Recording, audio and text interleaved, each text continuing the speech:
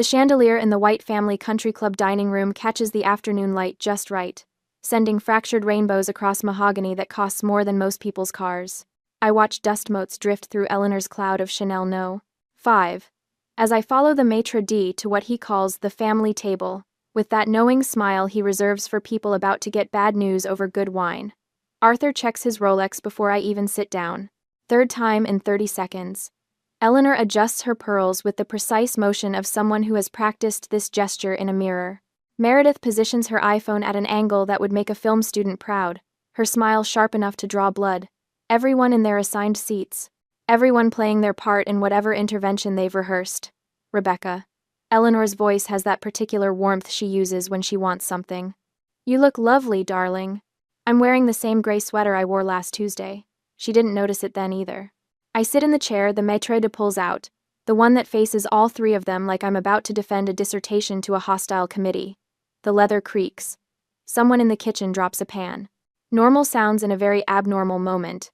Eleanor slides a slim velvet box across the table, the kind of box that usually holds jewelry. Her fingers leave it positioned exactly between the salt and pepper shakers, perfectly aligned with the table's edge. A fresh start, darling. We think you'll adore Austin. I open the box. One-way plane ticket. Departure in 48 hours. Arthur places a check beside it with surgical precision, his banker hands steady. Your seed capital. Rebecca. $5,000. Use it wisely. The check is already signed. Already dated. They printed it before I even arrived. Meredith shifts her phone a fraction of an inch to the left, getting my face in better light. Her Yale Law Review editor's smile widens. She's been waiting for this moment, probably planned which filter she'll use when she posts the video. I recognize this performance. The synchronized movements. The rehearsed lines. They've been planning this for months, and I'm supposed to crumble right on cue. My mind drifts back to last year, the annual White Family Charity Gala at the Ritz-Carlton. I'd come straight from TerraSense field testing, and hadn't had time to change. My hiking boots were still a bit dusty. I thought they'd understand. I thought maybe this one time, my work would matter more than appearances. Harrison Blackwood cornered me near the champagne fountain. Arthur's most important client. The one who controls half of Arthur's quarterly bonuses. His laugh cut through the string quartet. Arthur, I didn't know you hired the garden staff for your parties. Arthur's face drained white. Eleanor's hand found my elbow later, her fingers digging in hard enough to leave marks. You humiliated this family, Rebecca. It will not happen again. That was the night they decided. I could see it in the glance Arthur and Eleanor exchanged over their champagne flutes. The Austin exile crystallized in that moment, fully formed. The pattern started long before that, though. I was 8 when Meredith's piano recital overlapped with my science fair. I'd won first place.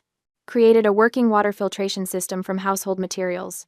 Miss Peterson said it was the most advanced project she'd seen in 20 years of teaching. Rebecca understands sacrifice, Arthur told me in the car. We were driving to Meredith's recital. My trophy stayed home on the kitchen counter. I understood sacrifice.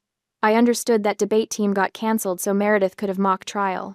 That internships got declined because family obligations always meant Meredith's needs. That my environmental science degree was expensive charity work, while her Yale Law acceptance was framed in the dining room. I understood that I was the daughter who just didn't quite fit. Eleanor watches me now, waiting for tears.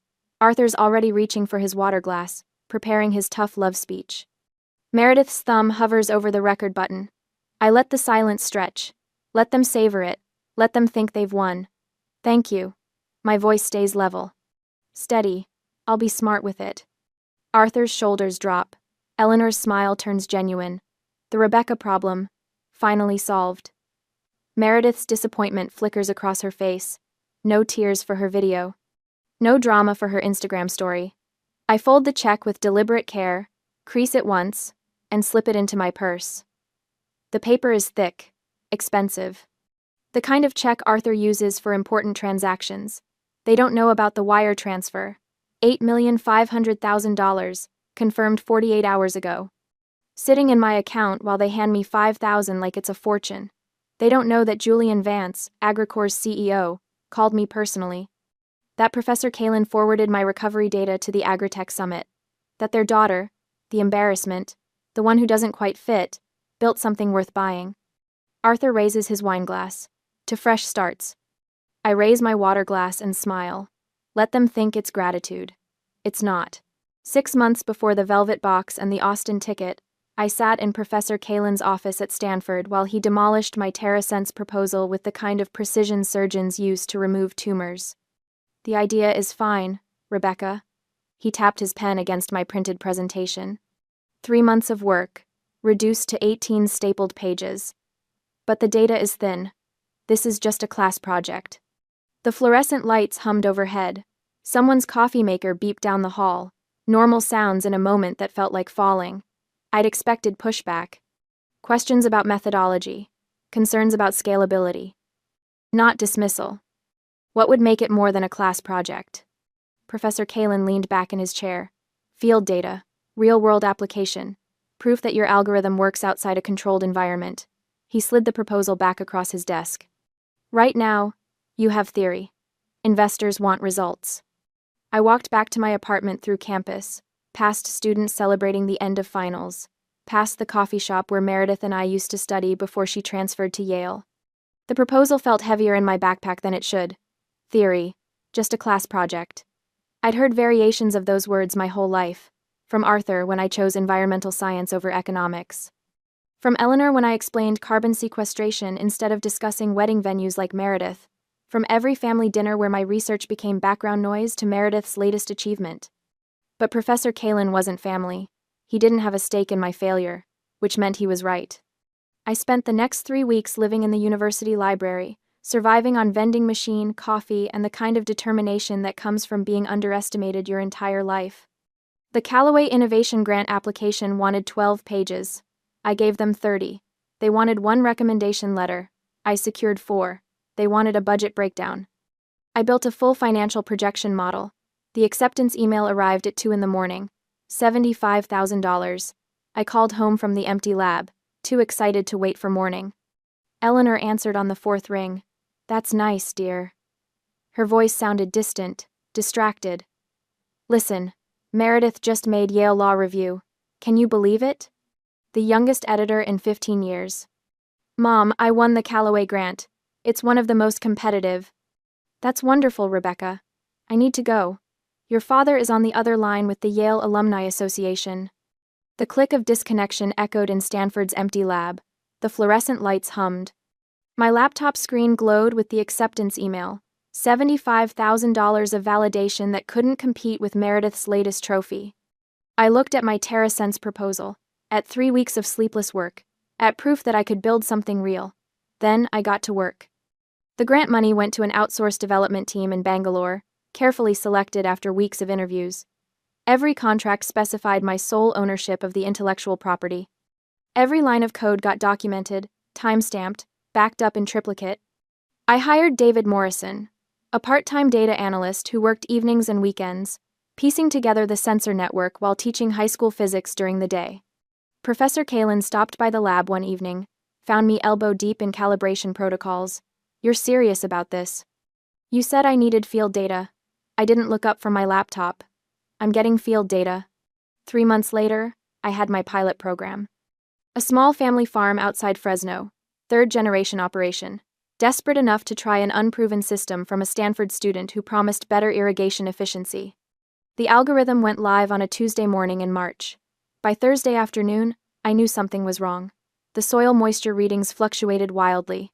The irrigation schedule triggered at incorrect intervals. I watched from my laptop as 30% of their test crop drowned in water my system had insisted they needed. The farmer's voice stayed level when he called. Controlled. The kind of control that comes from watching your livelihood die in real time. We're shutting it down, Rebecca. Give me 48 hours. I can fix this. You've had 3 months. The crop doesn't get 48 hours. I sat in the lab surrounded by failure data, watching my grant money hemorrhage into a flooded field outside Fresno. Every sensor reading, every irrigation trigger, every algorithmic decision that had destroyed someone's harvest. Arthur's voicemail arrived that evening. He'd heard about the farm through his network. Of course he had. Bad news travels fast in circles where reputation matters more than recovery. Rebecca, it's your father. I heard about your little agricultural experiment. Perhaps it's time to consider something more suitable. Give me a call. He didn't sound surprised. He sounded relieved. Eleanor's text came next. Darling, there's no shame in trying. Not everyone is meant for entrepreneurship. Then Meredith. 3 crying laughing emojis followed by, heard you drowned some vegetables. I turned off my phone, pulled up the failure logs, started reading. Somewhere in 3 months of code, in thousands of lines of predictive modeling, was the error that had cost a farmer 30% of his crop, and validated every dismissive word my family had ever said about me. The lab became my home for the next 3 weeks. I ordered Thai food I didn't eat, made coffee I forgot to drink, slept 2 hours in the desk chair and woke up with sensor specifications imprinted on my cheek. I found the error at 2:30 on a Wednesday morning. Single flawed line in the moisture prediction algorithm. A variable initialization error so small, so elegant in its destructiveness, that I almost admired it. I rebuilt the entire system from the ground up. The new algorithm emerged 40% more efficient than my original projections. The recovery data showed something I hadn't anticipated: system resilience. Proof that the platform could identify its own errors, adapt, and improve. I sent the updated analysis to Professor Kalin at 4 in the morning. His response arrived an hour later. Conference room, 9 a.m., bring everything. When I walked in carrying 3 months of recovery data, he looked at my findings for 7 minutes without speaking. Then he picked up his phone and started dialing. I'm getting you a presentation slot at the AgTech Summit, he said. Don't make me regret this. Julian Vance sat in the 3rd row during my presentation, taking notes while I explained how catastrophic failure had produced a stronger system.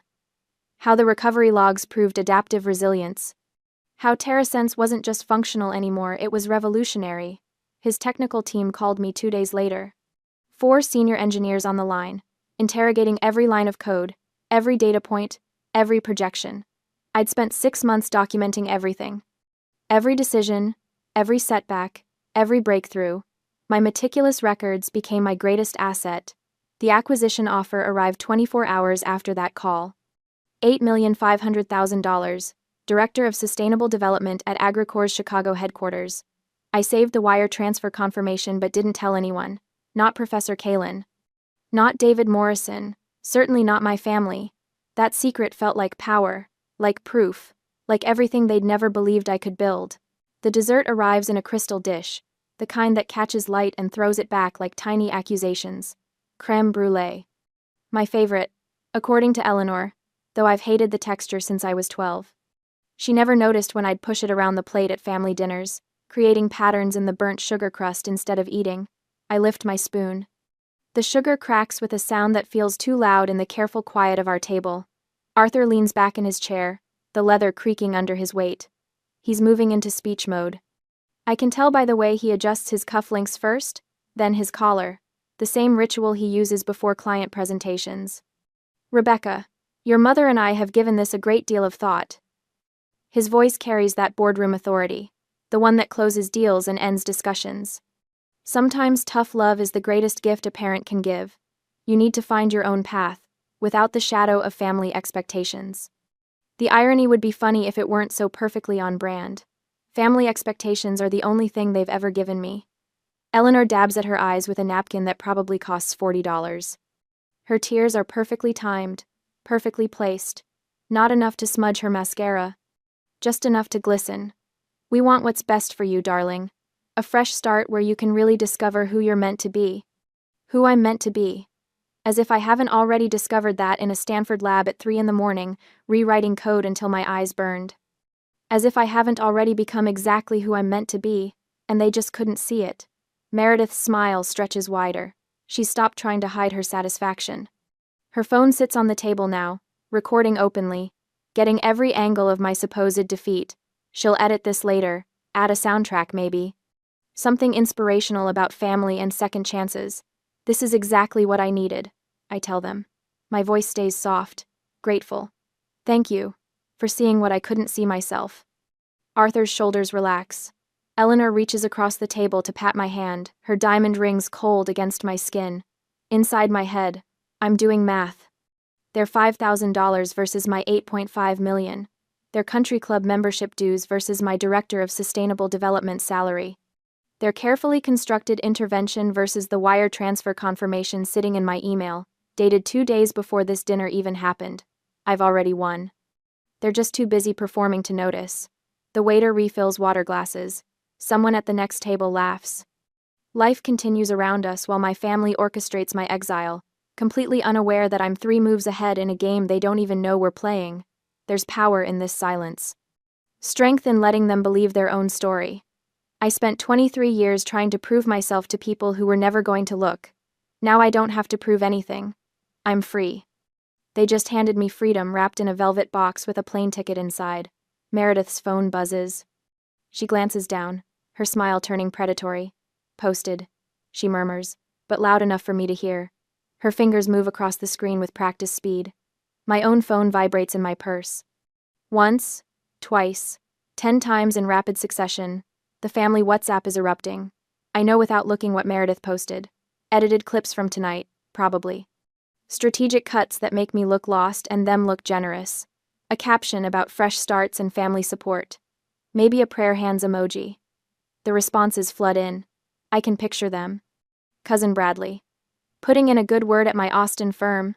Marketing could be perfect for her. Aunt Patricia. Teaching? Something simple might be just the thing. Uncle James. These young people need guidance. Good for you, Arthur. The family narrative cementing in real time. Rebecca the failure. Rebecca the lost cause. Rebecca saved by family generosity. My phone vibrates again. Different pattern. Text message, not WhatsApp. I wait until Eleanor excuses herself to greet someone across the room. Until Arthur gets pulled into a conversation about interest rates with a passing colleague. Until Meredith is distracted by her own social media engagement metrics. Then I check. Professor Kalin. Heard about AgriCore. Don't let anyone dim this light. I close my eyes, open them. The country club chandelier still glitters. The creme brulee still sits half-eaten on expensive china. Another text arrives. Marcus Chen. Chicago's lucky to have you. Drinks when you get here? Then another. A number I don't recognize, but the signature gives it away. Apartment viewing schedule attached. Welcome to the team. Julian Vance's office. 2 phones, 2 lives. One for the performance, one for reality. The Whites are still managing my narrative on the family WhatsApp. Still posting and commenting and reshaping my story into something they can control. Still painting me as the family project, the one who needed saving. Meanwhile, AgriCore's legal team is finalizing my employment contract. My apartment in Chicago has a view of Lake Michigan. Professor Kalin is recommending me for speaking engagements. Marcus is adding me to his personal network of founders who actually built something. Chosen family versus blood family. The contrast has never been clearer. Eleanor returns to the table, followed shortly by Arthur. Meredith finally puts her phone down, satisfied with her documentation of my downfall. Walk me to my car? Arthur asks. Not really a question. Outside, the parking lot smells like money. New leather and imported cologne and the particular scent of privilege that clings to expensive things. Valets move between vehicles that cost more than most people make in a year. Arthur's Mercedes sits under a light, gleaming black paint reflecting our shapes back at us in distorted mirror. He turns to face me. His expression has softened into something he probably thinks looks paternal. This is for your own good, Rebecca. Someday you'll thank me. The night air is cool. I can hear other families leaving the club. Laughter, car doors. The ordinary sounds of people who haven't just orchestrated an intervention over creme brulee. I already do, Dad. I meet his eyes. You've taught me exactly what I needed to learn. Confusion flickers across his face. He's trying to parse my words, looking for sarcasm or bitterness. He won't find it. I mean every word. He taught me I was on my own. He taught me that some people will never see your value, no matter how much you achieve. He taught me that sometimes the greatest gift is discovering you don't need someone's approval after all. These are lessons worth $8.5 million. Good. He clears his throat. Austin will be good for you. Fresh perspectives. I nod. Let him believe it. Back inside, Eleanor is calling Rebecca's college friends. I see her phone pressed to her ear, expression set in concerned mother mode, explaining the intervention. Controlling the story before I can tell my own version. Meredith is drafting something on her laptop now, probably her LinkedIn post about supporting struggling family members. about the importance of tough love and family values. They're closing ranks, rewriting history, making sure everyone knows their version before mine can surface. I pull out my phone and start documenting. Screenshots of the WhatsApp messages, voice memo noting the time and location of Arthur's parking lot speech, photos of the check, the ticket, the velvet box, evidence, data, proof. Let them think they've won. Let them control their narrative for now. I'm building mine methodically, recording everything, creating a paper trail they don't even know exists. Sunday night, I'll board a plane, just not the one they bought. Monday morning, Forbes will publish an article they haven't seen coming. 48 hours until detonation. Until their carefully constructed story explodes into something they can't control or edit or explain away. I return to the table. Eleanor is crying again. Meredith is calculating her social media strategy. And I'm smiling. Really smiling. Because they just handed me the greatest gift. The freedom of having nothing left to prove. Sunday morning light filters through my apartment windows, catching the dust from 2 open suitcases on my bed. I'm folding a thrift store sweater when the doorbell rings. Unannounced. Exactly like Eleanor. I check the peephole. There she is, holding a Starbucks cup like a prop, her Sunday brunch outfit perfectly pressed. Darling, I thought you might need help packing. She sweeps past me before I can answer, her eyes already scanning my apartment with the precision of a home inspector. Moving is so overwhelming. Overwhelming. As if I haven't orchestrated 3 international shipping containers and a corporate relocation package in the past week. I gesture toward the suitcases. Just finishing up. Eleanor sets her coffee on my kitchen counter without using a coaster. She picks up my Stanford diploma from the pile next to the suitcase, runs one manicured finger across the frame. You won't need your diplomas in Austin, dear. Fresh starts mean leaving everything behind. The diploma is a duplicate, the real one shipped to Chicago on Tuesday. You're right, Mom. I take it from her hands, set it back down. Fresh start, new beginning. Her smile blooms genuine. I'm so glad you understand. She moves to my closet, pulls out my interview blazer. The good one. Navy wool, tailored. And this is far too formal for Austin's casual culture. That blazer is already hanging in my Chicago penthouse closet. This one came from Goodwill yesterday for $19. I was thinking the same thing. I fold it into the suitcase with deliberate care. Eleanor watches me pack thrift store jeans, clearance rack blouses, everything carefully chosen to look like my actual wardrobe. She nods approvingly at each choice. Satisfied I'm dismantling my life correctly. Your father and I are so proud of how you're handling this. She perches on my bed's edge, careful not to wrinkle her linen pants. Not every young woman has the maturity to accept guidance with such grace. Grace. That's what she calls surrender. My phone buzzes. Eleanor's eyes flick toward it, but I'm faster. Julian Vance's assistant confirming my furniture delivery to the Chicago address. I silence it without reading the preview. Just the airline, I tell her, confirming my flight. Good. She stands, smooths invisible wrinkles. I'll drive you to the airport tomorrow. Make sure you get off safely. There it is. Not maternal concern. Verification. She wants to watch me board, watch the plane door close, confirm the exile is complete. That's really thoughtful, Mom. Her coffee sits abandoned on my counter, lipstick stain on the rim. She doesn't drink it. Didn't come here for coffee.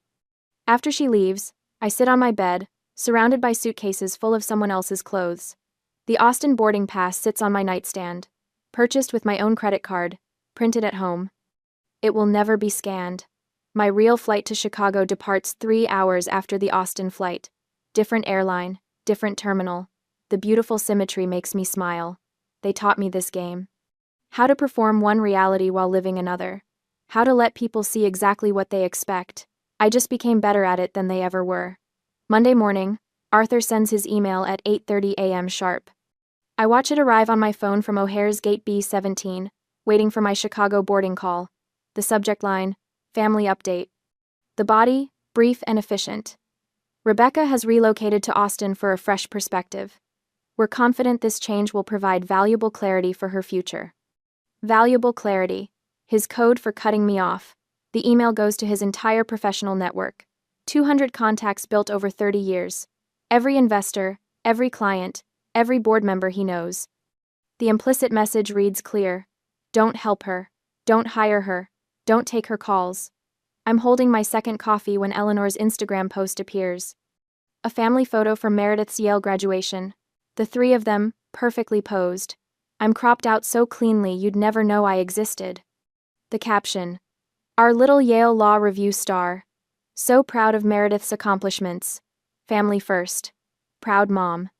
37 likes in 5 minutes. Meredith posts 20 minutes later. An Instagram story. My apartment door. Closed. The number visible.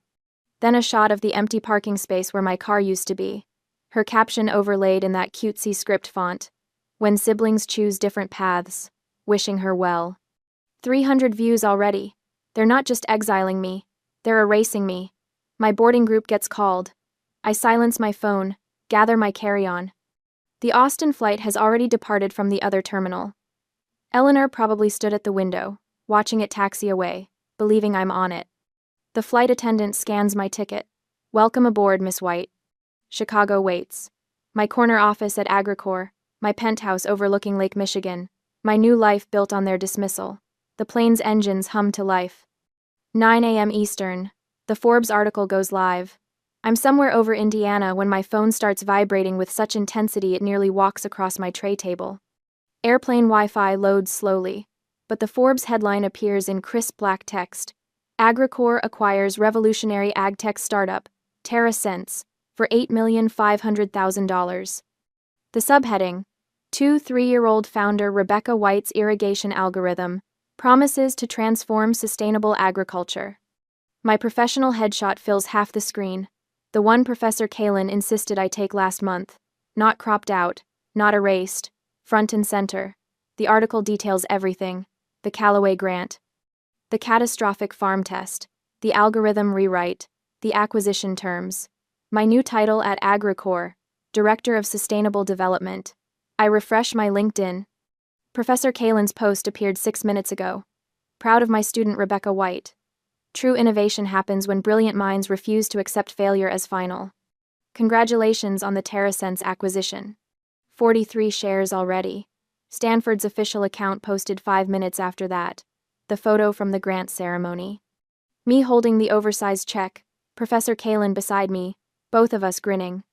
Congratulations to Stanford environmental science alum Rebecca White on the successful acquisition of TerraSense by AgriCorps. Making a difference in sustainable agriculture. AgriCorps' announcement appeared at 9 a.m. exactly. Professional, polished, welcoming. My bio highlighting the algorithm's efficiency improvements. My role leading the new Sustainable Development Division. Marcus's Twitter thread started simple. Honored to have worked with visionary founder Rebecca White on TerraSense. Watching brilliant people solve impossible problems never gets old. The counter-narrative builds itself. Organic. Truthful. Unstoppable. Arthur's assistant trying to reach him. Harrison Blackwood's office calling the house. Eleanor's charity board president leaving voicemails. I imagine Arthur in his office, his assistant showing him the Forbes article on her iPad, the color draining from his face, his phone ringing. Harrison Blackwood, calling personally. Arthur, why didn't you mention Rebecca's company? I would have invested. $8.5 million. That algorithm could revolutionize precision agriculture. Eleanor at her Monday morning tennis lesson, her phone lighting up with messages. Her charity board president, delighted. Eleanor, we had no idea Rebecca was in technology. Can she speak at our spring gala? Our donors would be fascinated. Meredith in her Yale Law Library study room, her classmates approaching with confused smiles. Your sister sold her company? Why didn't you ever mention TerraSense? The family WhatsApp group erupts. I disabled notifications yesterday, but I check it now. 37 new messages. Confused relatives, congratulatory cousins, awkward questions about why nobody knew. Aunt Patricia? Rebecca sold her startup? For millions? Cousin Bradley. Wait, Rebecca's a tech executive now? Uncle Richard. Why are we just hearing about this? The narrative crumbles in real time. Every careful lie, every dismissive comment, every cropped photo suddenly suspect. I save the Forbes article to my phone. Screenshot Professor Kalin's LinkedIn post. Archive AgriCorps' welcome announcement. Evidence. Documentation. Proof. By the time my plane touches down at O'Hara, I have 43 missed calls, 16 voicemails, 62 text messages, most from numbers I haven't heard from in years. 3 from Arthur's office line, 7 from Eleanor's cell, 12 from Meredith. I don't listen to any of them. Not yet. My Chicago driver waits at arrivals with my name on a tablet. Professional. Efficient. Nothing like Eleanor's suffocating surveillance. Welcome to Chicago, Miss White. The city skyline rises ahead. My new beginning, built on their dismissal. Let them scramble. Let them call. I'm already gone. The letter arrives on a Tuesday morning, 2 weeks after they've stopped trying to reach me directly. AgriCorps' general counsel forwards it with a subject line that makes my coffee taste bitter. Legal matter. Requiring your attention. I open the PDF in my Chicago office. Lake Michigan stretches gray and chopless beyond my window. The letterhead belongs to Whitmore and Associates, the firm Arthur uses for his most aggressive negotiations. Formal demand for settlement re. TerraSense intellectual property. The language is precise, calculated. Arthur's handiwork, dressed in legal terminology. They claim fiduciary interest in TerraSense based on substantial family investment during development phase and creation of intellectual property while residing as dependent in family home. The $5,000 check is now seed funding establishing an equity stake in the venture. Their demand, 30% of the acquisition price, $2.55 million, or litigation. I read it twice. The audacity sits sharp in my throat. They handed me that check at the country club like it was charity. Severance pay for the family disappointment. Now it's venture capital. Now it's ownership. The phone on my desk lights up. Julian Vance, calling from the executive suite upstairs. Rebecca. His voice carries the controlled frustration of a CEO protecting his assets. I assume you've seen the letter. Just now. Our lawyers tell me it's baseless. Your IP documentation is airtight, but they're making noise through back channels. He pauses. Eleanor White contacted 2 of our board members yesterday. Concerned calls about family disputes and your stability. My jaw tightens. Of course she did. Eleanor knows exactly which threads to pull. Meredith's drafting an op-ed. Julian continues. Something about startup ethics and family obligations. Her Yale credentials give it weight she doesn't deserve. I close my eyes. The coordinated assault. Arthur applying legal pressure. Eleanor working her social network. Meredith building the public narrative. The same synchronized performance from the country club, scaled up to match the stakes. What do you need from me? I ask. Nothing yet. Our PR team is drafting a response. Vague but firm. We protect our people, Rebecca. His tone shifts, becomes almost paternal. But I need to know if there's any validity to their claim. Any verbal agreements. Any family money that went into development. None. I have documentation for every dollar. The Callaway grant. My own savings. Nothing from them. Good. Relief colors his voice. Then we let the lawyers handle it. But after we hang up, I sit staring at that letter.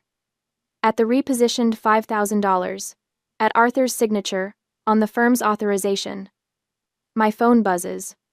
A text from Professor Kalin. Seeing some chatter online. You okay? I don't answer. I open Twitter instead. Tech Twitter has picked up the story. AgriCorps' PR release hit an hour ago, carefully worded about meritless attempts to exploit a young founder. The replies are rallying around me, calling out the family dynamics. Sharing their own stories of relatives who appeared after success. Someone's dug up Meredith's Instagram, the posts she deleted after Forbes. Screenshots circulating with commentary about hypocrisy. Her Yale Law Review colleagues distancing themselves in quote tweets, carefully professional statements about not endorsing her forthcoming piece. Arthur's reputation bleeding out in real time. Investment blogs questioning his judgment. Colleagues wondering why he didn't recognize his own daughter's potential. I should feel vindicated. Instead, I feel the weight of what they're willing to destroy to get what they want. Their own credibility. Their professional relationships. Whatever remained of our family. All for 30% of something they called worthless 6 months ago. I forward Arthur's demand letter to my personal email. Read it again on my phone. The legal argument hinges entirely on that check. Their seed funding, their investment during development. The check I never cashed. I open my mobile banking app. The check image is still there in my deposit queue, photographed but never processed. $5,000 from Arthur White. Memo line. Fresh Start Fund.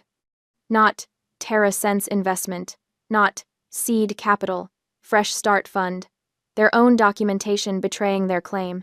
I could simply show Agricor's lawyers this image. Prove the check's true nature. Let them dismantle Arthur's argument in court filings and depositions. But that's not enough. That's playing their game on their terms. I tap Deposit Check. The app processes. 30 seconds of loading screen. Then, transaction successful. $5,000 deposited to your account. I screenshot the confirmation. The timestamp. The memo line. The full details. My hands are steady as I open my email. Forward the screenshot to Agricor's general counsel with a brief note.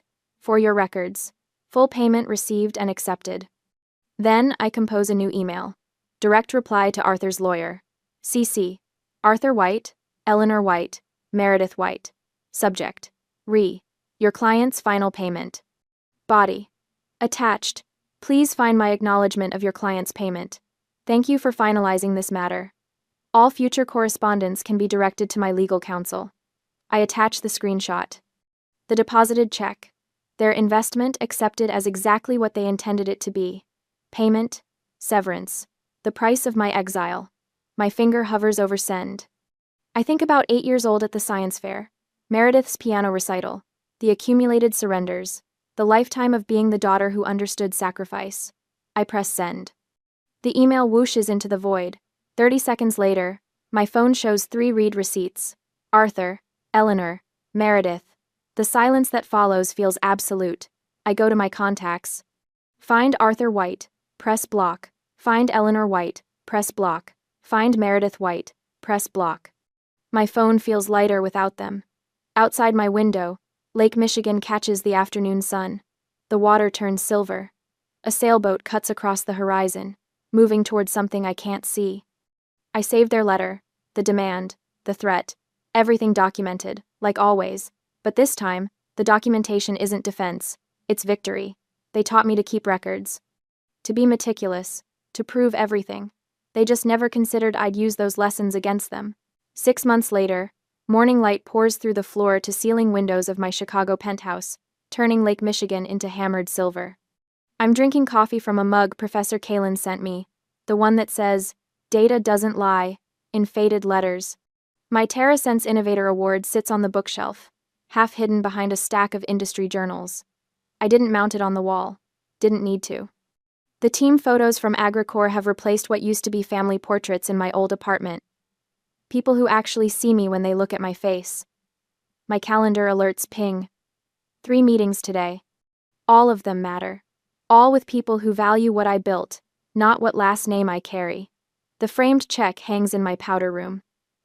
$5,000, preserved under glass like the punchline it became.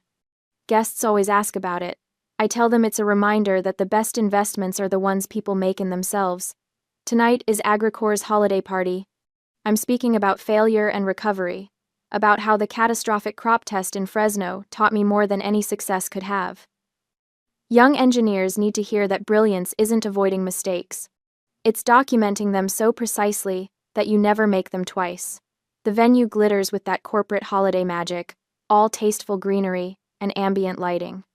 I'm mid-story about rewriting the algorithm when I notice him approaching through the crowd. Harrison Blackwood, Arthur's most important client. The man who compared me to garden staff at the charity gala. He waits until I finish clapping with the others, then extends his hand. "Miss White, Harrison Blackwood, I heard your presentation at the AgTech Summit last spring. Remarkable work."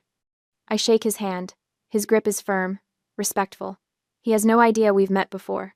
The room doesn't stop. The conversation around us continues. But I feel that old tension try to surface, that childhood need for family validation attempting one last resurrection.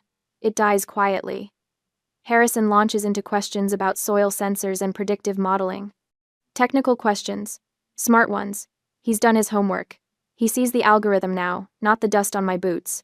Later, back in my office, I update my calendar. Monthly mentorship call with Professor Kalin tomorrow. Scholarship Committee meeting for my Unlikely Innovators Fund at Stanford on Thursday.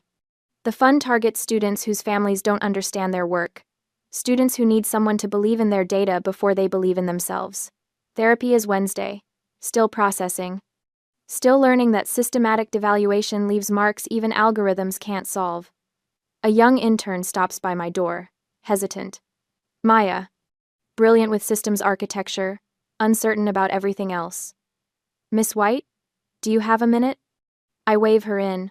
My family doesn't really get what I do here. She twists her visitor badge. They keep asking when I'm going to get a real job. I just wondered if that ever happened to you. I close my laptop, give her my full attention. Sometimes distance is the greatest gift you can give yourself, I say. Not out of anger, out of preservation. Her shoulders drop half an inch. Relief.